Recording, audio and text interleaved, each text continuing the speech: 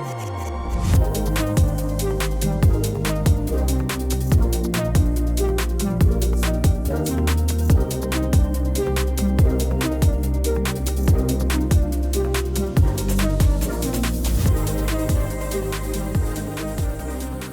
right, everybody, welcome to the Alchemy Podcast, the process of human transformation and fulfillment. I'm really excited for our guest today, Dr. Frank Anderson. Frank, welcome to the podcast. Thank you for having me. It's great to be here. Yeah, I'm really looking forward to this conversation because it's a topic that I hold deeply to my heart. Yeah. And I want to start with the story, and I'm curious your take on it. So I'll never forget, I grew up in Utah. Yeah. I grew up Mormon. And I kind of was, and I know you share some of this concept in your book, but like did the traditional, had the white picket fence, everything's great. Yeah. Yeah. And did a lot of personal development as far as like goal orientation and making money and being successful. Yeah. Never really did any of the inner work. Yeah. Until I got to about 27. Yeah. And so I'll never forget, it was the first time I ever sat down with like a therapist. Mm-hmm. Right? I'm 27 years old. Yeah. And she a phenomenal therapist. It was a really soft barrier kind of entry, like really approachable. And we sit down with our first conversation, and she asked me, so she says, "So what's your trauma?" And I'm like, "Trauma? I don't have any trauma. I have zero trauma." Right. Like 100%. And I remember saying like, "Well, I was like teased in 9th grade because I was the fat kid, right? But like nothing crazy." That's right. So it goes on to. We go on and dive deeper, right? Yeah. And of course, like we uncover me being sexually abused at 6 years old. 100%. But I never, I locked that away. I pushed it away. I wasn't able to connect it. Yeah. So why do you think, especially for men, like why is trauma not talked about? Why is there such a big misconception? How come we like don't know about it? I mean, like why is it so hard to uncover? There's such a cultural allergy to the word. This is what I'm learning because I've been in the field of trauma since 1992. I've been doing this my whole professional career. So I've been steeped in it in academia and in psychotherapy. But now as I'm moving into the general public, people are freaked out. Like, not me. That didn't happen to me. I wasn't in war. Like, I didn't get, beaten when I was a kid. So people, and especially men, like you're saying, there is this strong, powerful, trauma's the opposite. Weak, vulnerable. People have this conception that trauma means you're weak and vulnerable and less than.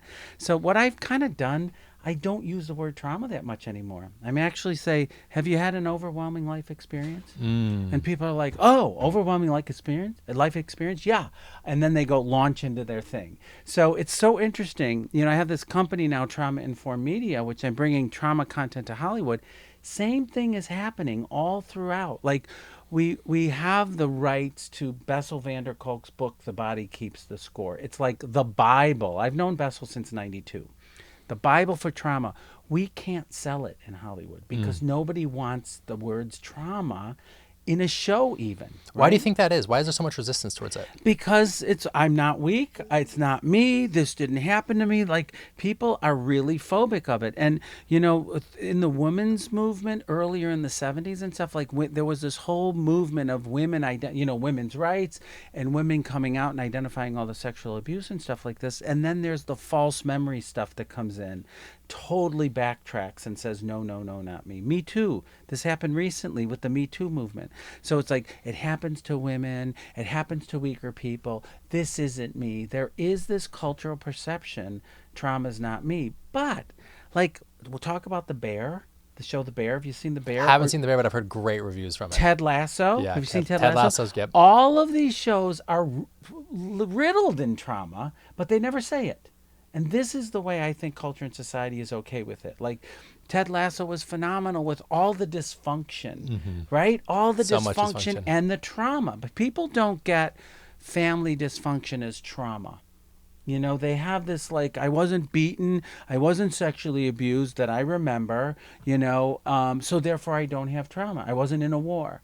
But this awareness of this dysfunctional family, growing up in an alcoholic environment, being shamed or ridiculed, not being believed, not being accepted for who you are, right? Naturally, all that stuff is trauma, and most people don't have that awareness. Yeah, and I love the way you said, have you had an overwhelming life experience? Right. Right. So you've been in the space for 30 years, right? Yeah, that's You've right. worked with, I'm assuming, countless Yep. clients. Yep. I'm curious, what common trauma that you'd label trauma Yes. do you feel like people sweep under the rug the most, that it's a common occurrence and most people are like, nope, that's not me? That's right. And what that is what we call complex PTSD or relational trauma. And that's the majority of the people that I see, and the majority of people who come in with no clue and no awareness. They're like, I drink too much. I'm having an affair. I have an eating disorder. I'm vomiting. Like all of the reactions, all of the symptoms. I'm depressed. I have panic attacks. So people have that awareness that their life is kind of falling apart. I'm yelling at my boss. I've lost 3 jobs. I can't I can't be in a committed relationship.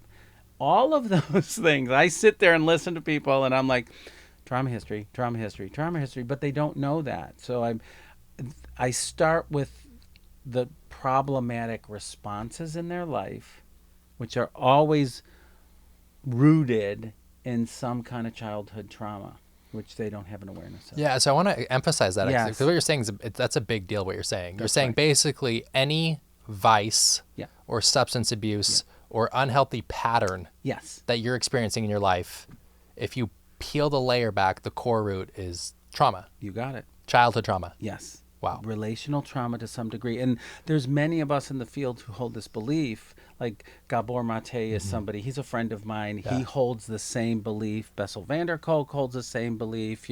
Pat, like all of the people, Janina Fisher, there's all of these trauma experts who are like, okay, people, this is really what's happening, and there is an increasing awareness. Like Nicola Pera, I don't know if you know her. She's a holistic psychologist. Right. Yep. Right. Friend of mine also. How to do the work, right? How to do the work. Yeah. She's got 8 million followers, and she's got these groups of people now, these communities of like, hey, this is me. Hey, this is happening to me. Like growing up in relational trauma, dysfunctional families has huge impact on our ability to have a fulfilling life, a job, intimacy, and people are getting it. They're getting it.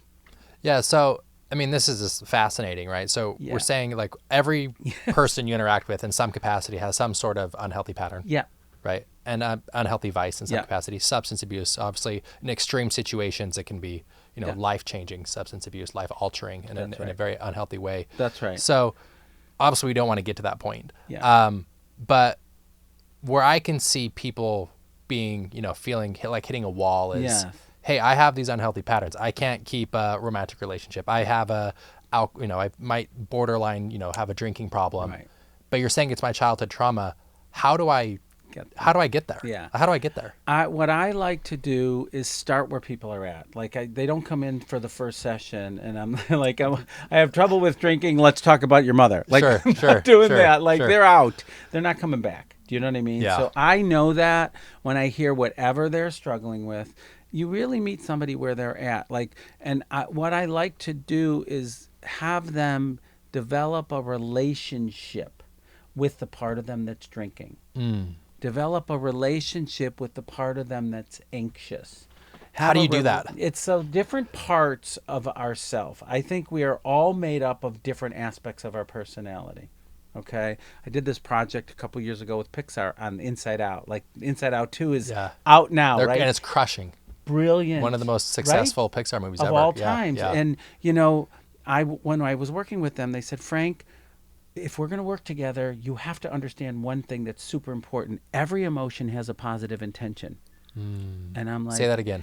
Every emotion has a positive intention. Wow. And that is the fundamental belief of what I hold. Like, that's the work I'm talking about. Drinking, positive intention. It's protection. Yeah. Suicide, positive intention. Yeah. Cutting, hitting your kids, positive intention. Wow. And so this is what we start with, is getting people curious and aware. Like, oh, this dysfunctional pattern may be trying to help me. Right? And for those of you who saw Inside Out too, They did a brilliant job. Did you see it yet? I haven't seen it yet, but I did watch the first one recently. They did a brilliant job with anxiety. Riley, who's an adolescent now, is having a panic attack. They did a brilliant job. This is a spoiler, so stop now if you don't want. They did the anxiety, the emotion pops out while she's having a panic attack, and she says, "I'm just trying to protect her."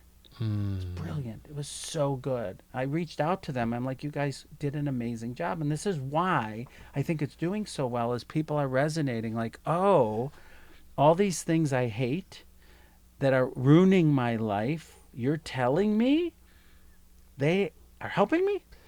It's a game changer. It reminds me of this concept that I heard, and it changed the way I looked at these situations. Is someone was telling me the story about how on 9/11, right, the building was just really, really hot, right? It was on fire, and there's the people above where the plane hit jumped right out. Yes. And someone asked me, like, do you consider them that they committed suicide? Yeah. And I was like, man, I don't know. And as we had the conversation, they said their intention was, I have to get out because it's too hot. That's right. It's too hot to stay in here. Yes. I have to get out. Yes. And they related that to normal suicide. Yeah. Like people who commit suicide, it's just so hot inside. Yes. It's so hot in here. It's unbearable. I need relief. 100%.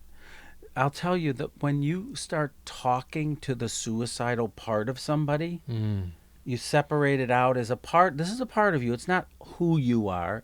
It's a part of you. Those suicidal parts don't even want to die.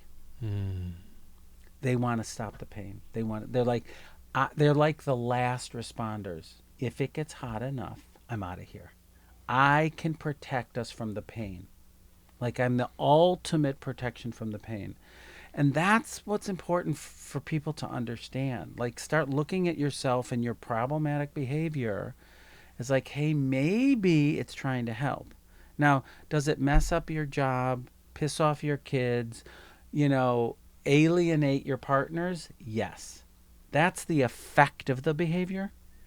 But I tell people, let's not focus on the effect that this behavior has. For right now, could we just look at what it's trying to do?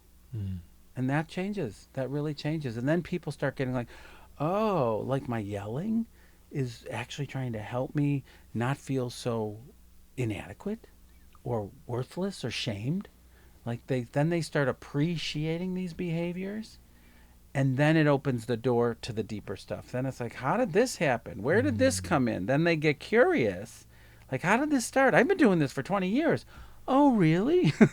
I think it's so brilliant.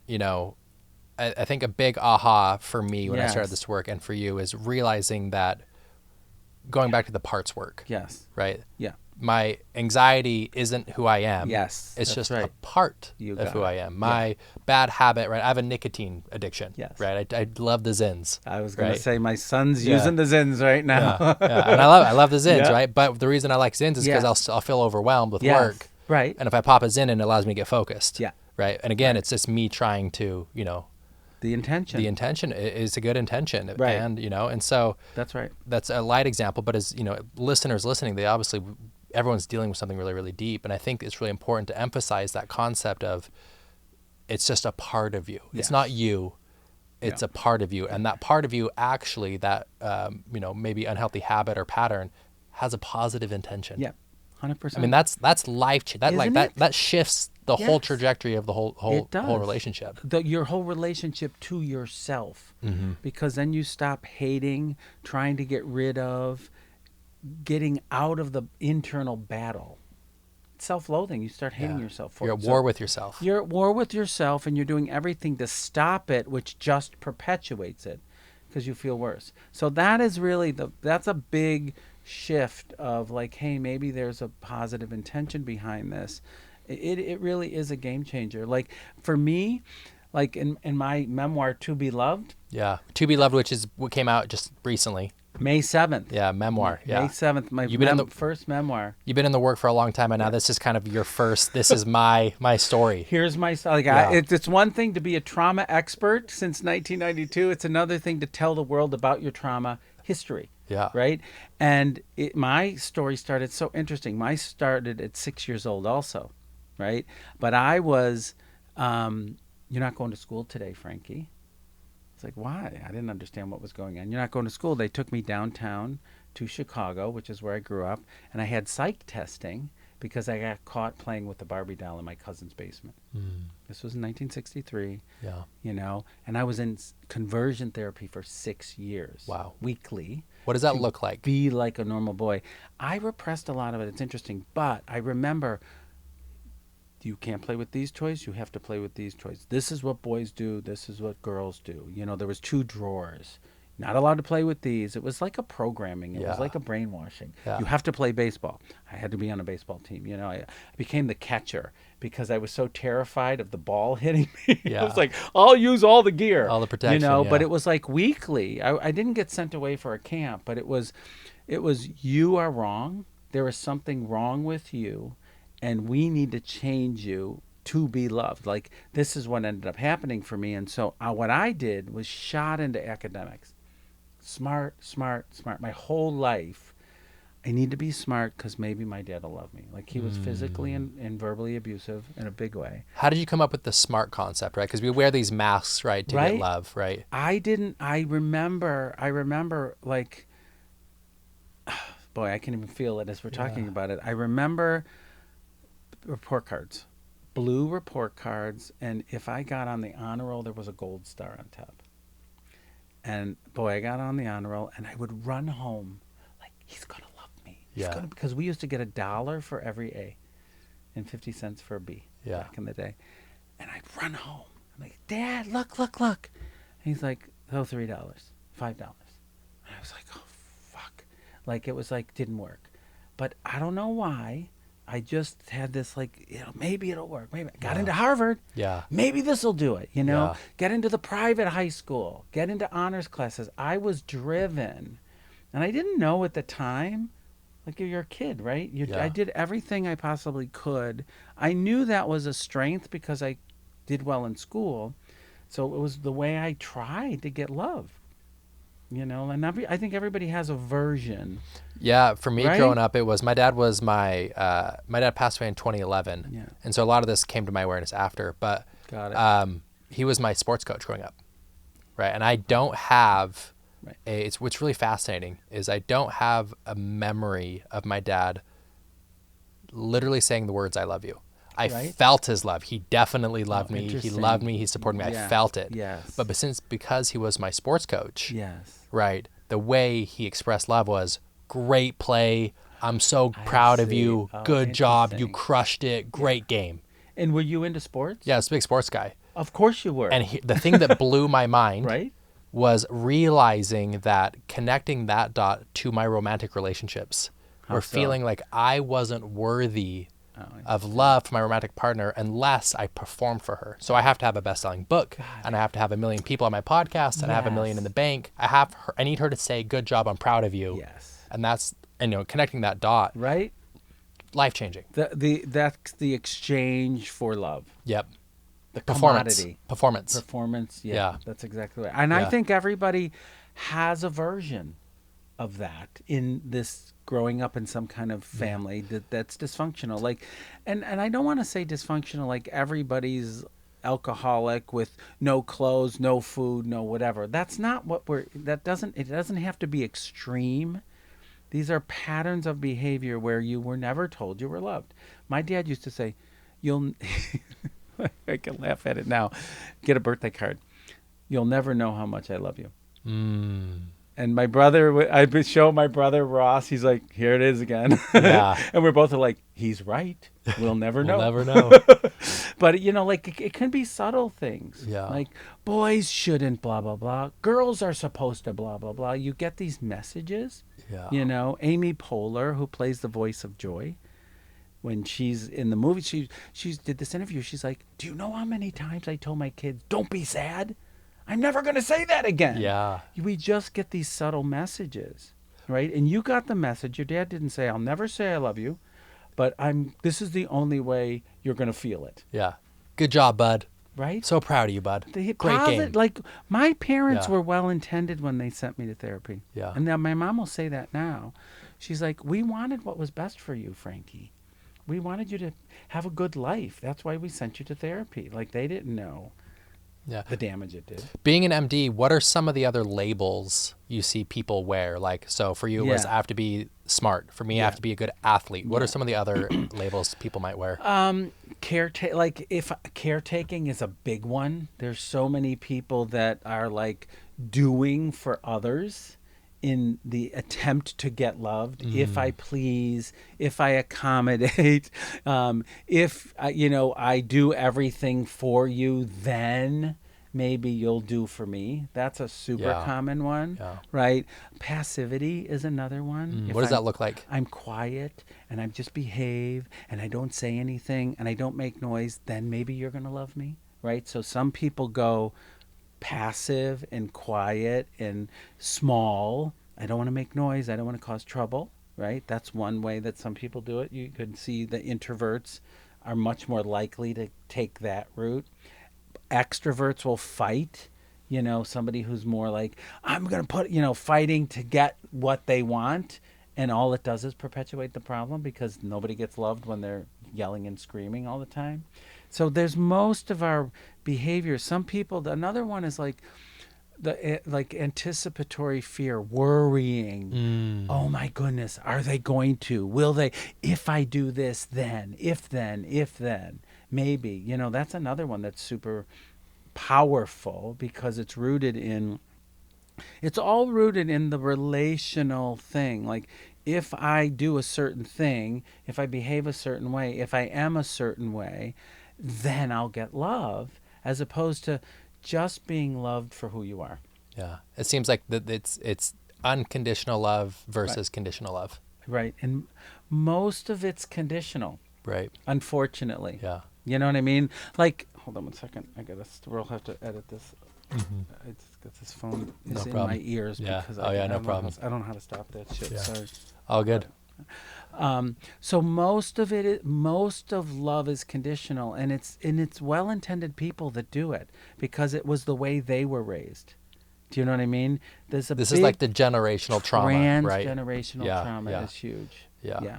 It really is. And we have more awareness of it now, than we did before, that this is the way their parents were raised. This is one of the things that was so powerful for me around healing in my relationship with my dad, is kind of learning a bit about his history in the context of his upbringing, and see the way he was a sickly kid. He had rheumatic fever. He went to special schools. He was bullied and teased. I was like, like he's got this history that he was trying to defend from. So he saw me being different, and it enraged him because it reminded him of the way he was different. Are you familiar with the Hoffman process? Yeah, I was just talking about this with somebody recently. Yeah, so I did the Hoffman process a year and a half ago. Did you? Yeah. And that, it's the one program I would highly encourage everyone to do. Yeah. Right? I wouldn't encourage everyone to go do psychedelics. I wouldn't encourage everyone to go to like a Tony Robbins event, but like Hoffman process, incredible, right? Yeah. In that process, they do a lot of that work of like deeply trying to understand your parents' childhood and upbringing and where they might have learned those patterns from. 100%. And when you understand where they might have learned it, you just are infused with compassion and understanding. Like it softens the edges. 100%. You're like, oh, I understand why they are the way they are.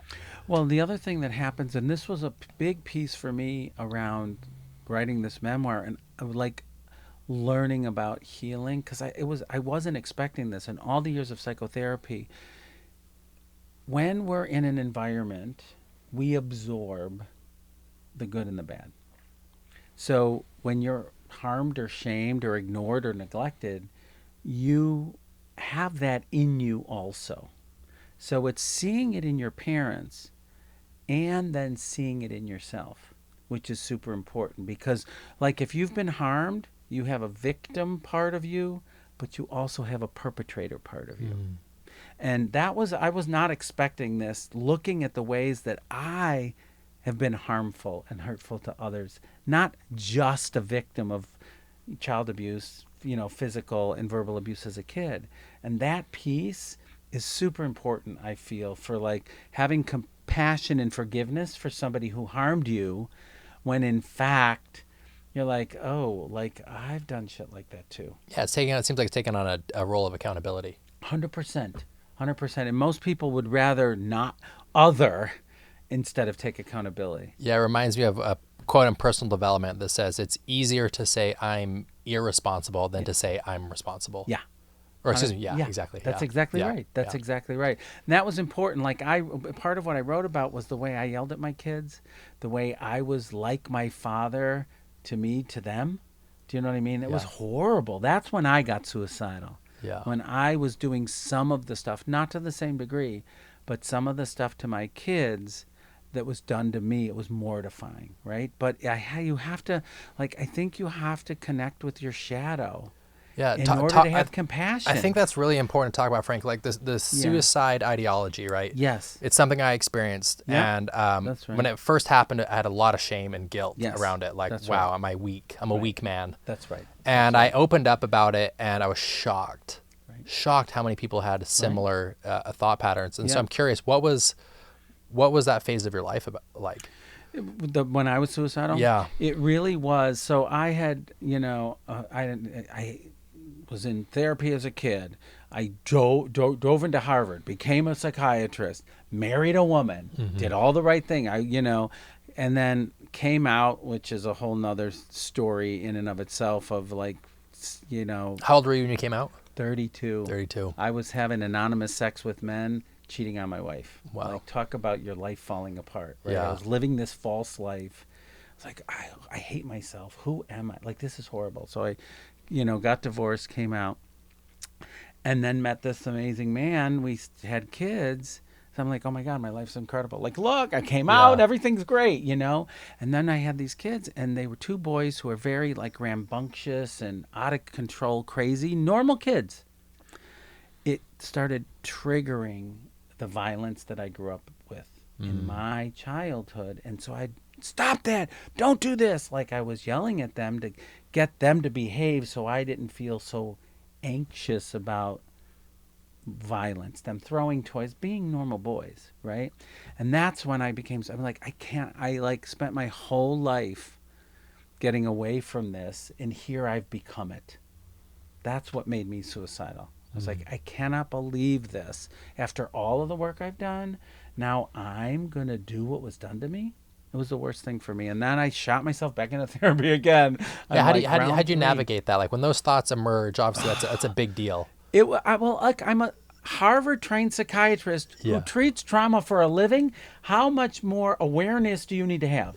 I mean, seriously, like, what the hell? Like, and I'm doing it? But the reality is, this is where I feel it's so important. If you don't acknowledge the shadow side within yourself, you will perpetuate it. That's what happens.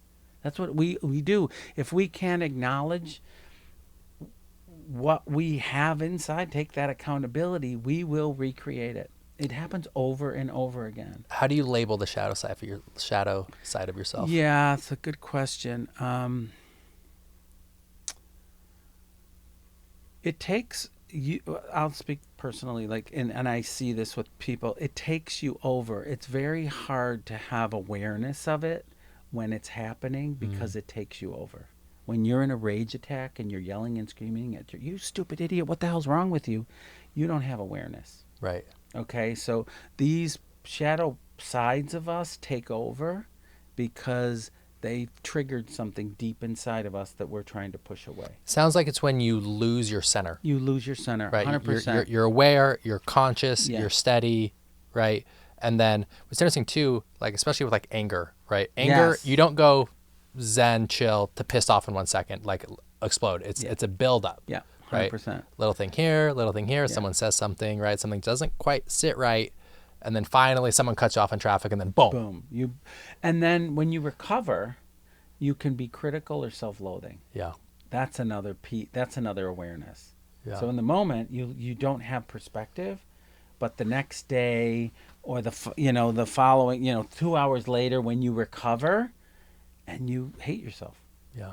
Oh my God, I can't believe it. You're either shame, critical, guilt, all that stuff. That's kind of a sign that something's going on inside and you're not aware of it and you don't have a handle. That's a really good, I want you to repeat that. If you're feeling shame and guilt, that's a sign that you've had your shadow self take over. Yeah, that's exactly right. And you're not taking accountability, you're not taking responsibility, And go back to what we said in the beginning, you're not appreciating the positive intention of it. Because what we tend to do is like hate ourselves, bury it, have a drink, Suppress it. Yeah. and then say this will never happen again, and then the cycle continues because something activates it. It builds up, you explode. It's the cycle. It's like the addictive cycle. It's Yeah. the same rage cycle. The vicious cycle. It's a vicious Yeah. cycle, Yeah. right? And I don't know anybody who doesn't have some version at some point in their life. So then it's like, here's what we say: do the U-turn. It's like if it's intense, it's yours. Explain that. If you're having an intense reaction, it's about something in your history. Yeah. Another phrase is if it's hysterical, it's historical. Tell me So more. if you lose it and you freak out, if you're hysterical, it's historical. It's about your history. Wow. Okay, Yeah. so those are awarenesses that I think it's important for people to have. And I had the awareness, but I couldn't fix it with all the knowledge I had and helping everybody else until I got in touch with it in myself. What was the breakthrough for you? My kids, like, oh my God, yeah. Ugh, I could just feel it. It really was, it was a moment, I can think, it was a couple moments, but there was one moment, my son, my oldest, is 20 now. He was like 3 years old, so he's right up to my waist, and he bit my penis. And he has an ADD, he's impulsive. I don't even know what the hell was going on for him. I pushed him. Yeah. And I pushed him, he fell on the bed, and he looked shocked because I never did anything like that to him before. Sure. So it was like he didn't know what to even, it was like out of his awareness. Sure. And I saw the rage in me, felt the rage, and that was a moment for me. That was a real moment. I was like, I will not go here. Yeah. Because I know what it's like to be the recipient of that. And to have that emerge in me, was horrifying. It really was. I'm sure it was scary. It was scary for me. It was scary for him. Yeah. And and there was another time I hit him in a reflex. So it was like probably 2 times in his whole history. But I was like, I will not go there. Yeah. I will not do this. And then I really went back into therapy, and I didn't change. It's not an instant change, you know what I mean? But I was working on it. The other thing, I took responsibility, take accountability. I'm so sorry. It's my fault. It wasn't your fault. I shouldn't have done that. Was that hard for you to say? Not at the time because I was really mortified. Sure. But Stakes were high. The stakes were really high. Makes all the difference for kids. This is a huge, want to talk about transgenerational trauma. If a parent takes responsibility for their behavior, children won't. Okay? When parents don't take responsibility for their behavior, kids blame themselves 100% of the time. Wow. Because kids are like, have to make sense of the world. If you hit me and you don't say, oh my God, I'm sorry, I should have never done that, then I am automatically going to say, I did something wrong. It's my fault because you're the one in power. It must be me. This is how transgenerational trauma really happens when parents don't take responsibility, because there's this way we normalize. Everybody loses it as parents, and I'm like, that's bullshit. Like, yes, we do, and we better take responsibility for it because otherwise our kids will absorb the responsibility. Wow. Yeah. That's powerful insight. Yeah. And talking about father-son relationship, I want to go back to this, right? It seems like you're going to conversion therapy as a young kid. Yeah. What was your experience like coming out to your dad? That was crazy. It was kind of unexpected. I'll give you a little bit of the backstory. So I went to Harvard. My parents were in Chicago. I started uncovering my trauma history, and I tried to tell them what I started uncovering, just like you did. And they were like, that didn't happen. That's not true. How dare you say something like that? Like, they really had a lot of denial. Wow. So I stopped talking to them for 7 years. Wow. I didn't expect it to be 7 years, but I stopped talking to them for 7 years. It just, I wasn't strong enough, and they weren't interested in hearing my side of the story at all. So I came out during that time, and I came out, and for 2 years I was out without even talking to them. And I wanted to have a kid, and I wanted my kid to know where they came from. So I started re-engaging with them and told my parents, I said, I have to tell you something. Like I'm no longer married to Trish, my Liz, I'm no longer married, got a divorce. They didn't know that. I was cut off, and I'm gay. And it was interesting. My mom immediately blamed herself. Oh my God, it was because we were too close. I did it to you, Frankie. Wow. My mom said. Which was a weird, we were very close, and she weird blamed response. herself. And I was like, no, Mom, like, this isn't because we were too close. Sorry, nice try, but no, sure. Right? My dad said, they told me this might happen again. I'm like, what do you mean? He's like, when you were in therapy as a kid, they said these feelings may resurface again when he's an adult. They said, what if your son became a hairdresser? How would you feel about this? This is what code word for being gay was what back year in the is 60s. 60s. The 63 I was born, right? And my dad said to me, which was kind of surprising, he's like, I don't care if Frankie's a hairdresser as long as he's happy. That really surprised me. Like, my mom had this weird reaction, like, my fault. And my dad was like, they kind of said this might resurface as long as you're happy. And I know at that point, he wanted me in his life. You know what I mean? I was out of their life for 7 years. So I was, it's like the complexity of every human. Like, he was very violent and abusive to me, and he wanted me in his life, and he wanted me to be happy. Do you know what I mean? So it was a moment that was really interesting for me to kind of really experience the other side of him, because I thought for sure they would like throw me out of the family. Yeah. Midwestern conservative family. Yeah. Mormon. Yeah. Exactly. Right I was there. like, for sure, this is going to end it all forever. So you were surprised by their response? I was. Yeah. Both of them in different ways. Sure. Yeah, both of them in different ways. And how would you describe your relationship with them today? Well, it's interesting. So my dad passed 2 years ago. Sorry to hear that. It's so interesting to be writing the book memoir while he was dying. So the last third of the book was written in real time, which was an incredible experience. To be like having him failing and went back and helped take care of him. It was very powerful. And we had an amazing repair. We had Beautiful. an amazing repair. We really did. It was such a gift. Like, before he died, I knew he loved me. I felt it, and I loved him. Wow. So I feel so blessed to have had that experience. And I have a good relationship with my mom. It's been hard for her that I wrote this memoir. She's a very private person, and to have my history out there like that has been difficult for her. But she's a trooper. I kind of feel like I put my parents through a lot of shit over the years. Like, came out, and then I'm like, oh, and I want to have kids. Like, I really push them.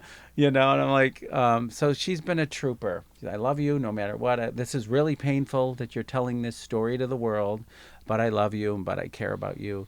And she also, I had this incredible, she said to me, like, around the funeral, I started crying. I'm like, why did he treat me this way? Like, why? What was wrong with me? She said, it wasn't your fault. We were young. We were immature. We should have never had kids. She said, it was our fault, not yours, Frankie. And I had gotten that responsibility. Like, she took responsibility for them and their immaturity. Was there healing for you in that? Huge. It was like, oh my God, it's not me. I'm not bad and wrong. It was huge. So I was so lucky. That's why I say usually people write a memoir about their life. My life unfolded to support my memoir because I had these incredible experiences, not as I was writing this book, that were so healing with both of my parents, more than any therapy. Yeah. What are you hoping readers get from your memoir? Everybody deserves to be loved. I want everybody to know that. The title is like a universal title.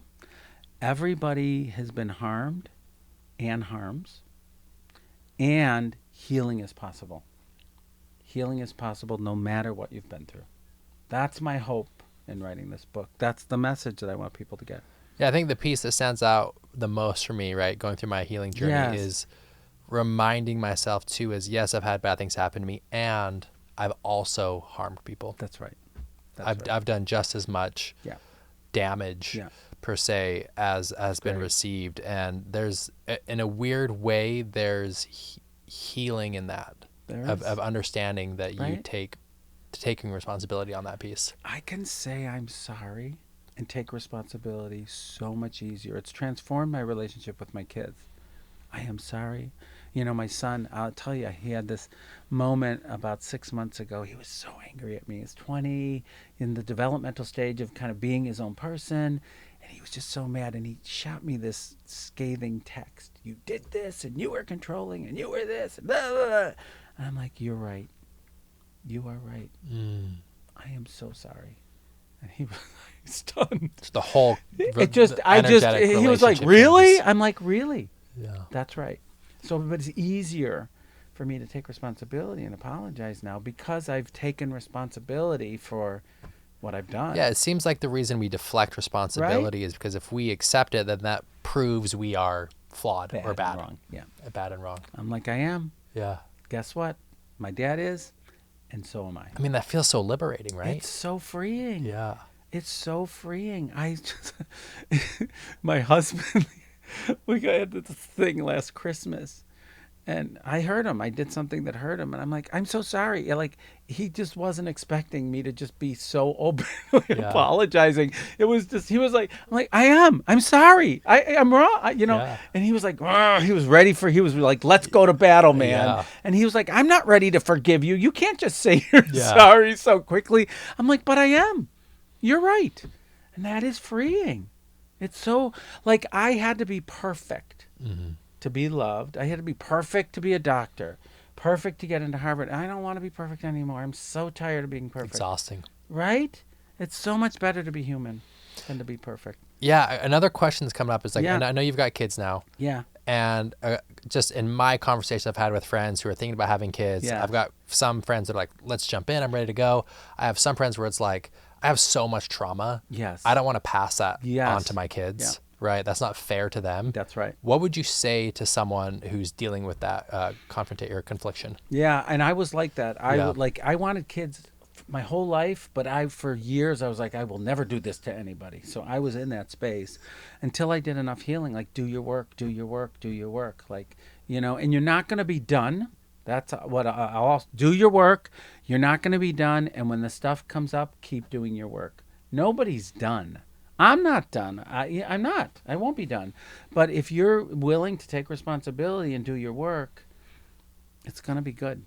Yeah, it reminds me of, I watched an Instagram reel of Gaber, and someone asked kind of a similar question. And he said, if you received a pitcher of shit from your parents and you passed down a cup, you're successful. He's writing a book with his son Daniel right now. Amazing. Okay, they have had, and he has had a huge same thing. He took responsibility for his behavior. He was Gabor's a child of a Holocaust survivor. He did all this transgenerational trauma.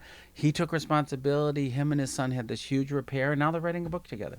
You know what I mean? So, here's another thing I'll say. Whatever people's beliefs are, or whatever, I think kids choose families to learn and grow in.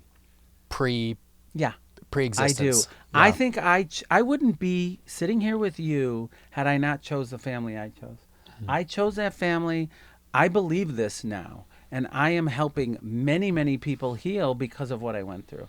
I think my kids I think my kids chose this family, so there's something for them to learn on a soul level. And I'm not going to do my best to not harm them, and I'll take responsibility for it. But I kind of feel like I feel like there's some rhyme or reason to why, like, I've learned so much from my kids. It's not random that they showed up in my life. I don't believe that. And I don't think it's random that I showed up in my parents' life either. Yeah, I really feel that. And I think, you mentioned that how the work is never done. Mm-hmm. And I think it's a really important piece to embrace because I see people get stuck in the healing wheel. Right. It never ends. It's I got to go to God. this and I got to do the therapy here and I got to go to this ceremony and I've got to do this experience. And it's like, well, and you're missing your life. Totally. That's Right. right. This is one of the things that I'm like, people, and I'll say as a therapist, like psychiatrist and therapist for many years, people can get stuck in the myriad of working on themselves and not living life. Therapists can focus too much on the past and never move forward. Some coaches focus on the present and ignore the past, and I'm like, yes, please, we need them both. Like, Right. go back there, don't get stuck there, and move forward. Like, we need to have that combination. I opened another company called the Trauma Institute for this reason, teaching people about how to integrate trauma treatment and bring it to the next generation of healers, because we can't just get stuck in the past and we can't bypass it either. I think that's super important. Yeah, I think, one thing to look forward to, you're making progress in healing. And I remember I actually learned this in the Hoffman process. Yes. They said what to expect is you're never going to be done. Yep. But the length of when you're dysregulated shortens. Yes. And the intensity of it diminishes. Yes. And so if your Yes. trigger is diminished Yes. and the length is shortened, Right. you're making progress. You recover quicker. Yep. It's not as dysregulating or disarming. And you've learned something new each round. This is what I've noticed. Every time it comes up again, it's not the same because it's different, but it's like, oh, there's that dimension to it. Oh, there's that dimension. I almost feel like there's this, every time you do a piece of work, there's this elevated awareness that we have. You reach a new level. The spiral, right? right? Yeah, you just keep going. I don't think we're done though either. I don't think we're ever going to be done. Yeah, you never complete the work. And I think, really what we're looking for is, we talked about you being in center, not losing it, right? Just being centered. And I think the goal is to live a life where you are centered and regulated and present majority of the time. Yeah, right. Nobody's going to be there 100% of the time. Right. I don't even think that's a realistic goal. Right. But take responsibility, recover quicker, own it, do your work, keep evolving. I am so much lighter and freer and happier because I'm not carrying as much anymore. I don't carry the burden. Trauma is trauma energy. I'll never forget the first time I started doing this work. Yeah. I was 27 and I did an ayahuasca ceremony, a big 3-day ayahuasca ceremony. And after that ceremony, I felt so light. Yeah. And I'm like, I've been carrying a 250-pound backpack around. Right. And living in a constant state of anxiety. And I was so used to it Right. that I thought that was baseline, right? So Yeah. if you think of like a happiness scale, Yeah.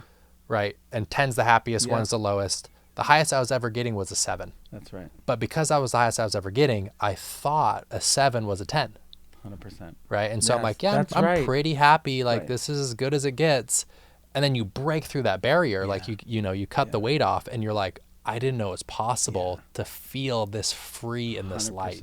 That's exactly right. And I think that's why this work is so important. Yeah. Right. Is there's another layer of life, another depth and quality of a human experience that if you're willing to do this work, if you're willing to use these tools, if you're willing to look at the shadow self as using your words, there's another quality of life that's beyond anything you've experienced, and it's so beautiful. Yeah, you can't know it unless you do the work and start experiencing it. Yeah. Yeah. So to get that work started, where can people find your book? Yeah, so you can find, now I can say wherever books are sold. Yeah, I've right. never been able to say that before. So yeah, my website is a good place to go, frankandersonmd.com. I'm on all the social media channels. I'm most active in Instagram, Frank_AndersonMD. Amazon, all the bookstores are selling it, which is great. To Be Loved. Super excited. And as I said earlier, it's being talked about being adapted into the movie form. Incredible. I just want as many people to get this message that you deserve to be loved and you can heal from your trauma as possible. There's another layer of life that's so beautiful. Yeah. So, Dr. Frank, thank you so much for being on the show. I'll put all of the links in the show notes. Go pick up that book, follow him on Instagram. And again, thank you for tuning in to the Alchemy Podcast, the process of human transformation and fulfillment.